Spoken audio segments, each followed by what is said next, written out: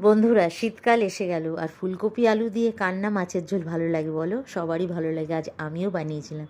চলো সেটাই তোমাদের সাথে আজকে শেয়ার করছি। সবার প্রথমে আলুগুলো ভেজে নিলাম, তারপর ফুলকপিগুলো ভেজে নিলাম, নেওয়ার পর সবশেষে মাছগুলো ভেজে নিলাম। ভেজে নেবার পর ফির ওই তেলে জিরে তেজপাতা ফোড়ন দিয়ে কিছুটা মশলা দিয়ে দিলাম। এই মশলার মধ্যে ছিল, আর দিয়ে দিলাম কিছুটা পরিমাণ মতো নুন। এই মশলার মধ্যে ছিল জিরে, ধনে, টমাটো, কাঁচা লঙ্কা আর গরম মশলা। তারপর দেখো মশলাটা ভালো করে কষিয়ে নেওয়ার পর তারপরে ওর মধ্যে দিয়ে দিলাম ভাজা আলু আর ফুলকপিগুলো।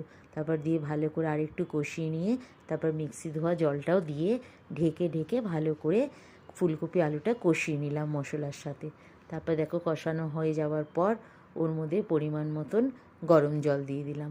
গরম জল দেওয়ার পর তারপরে ঝোলটা ফুটে এলে ওর মধ্যে আরেকটু পরিমাণ মতো নুন মিষ্টি দিয়ে মাছগুলো ছেড়ে দিলাম একে একে। তারপর সব কিছু ভালো করে মিলিয়ে 10 মিনিট আরও ফুটিয়ে নিয়ে তারপর গরম গরম ভাত দিয়ে সার্ভ করলাম। কেমন লাগলো বন্ধুরা জানিও কিন্তু।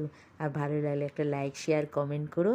আর তোমরা সবাই ভালো থেকো, সুস্থ থেকো। আজকের মতন টাটা।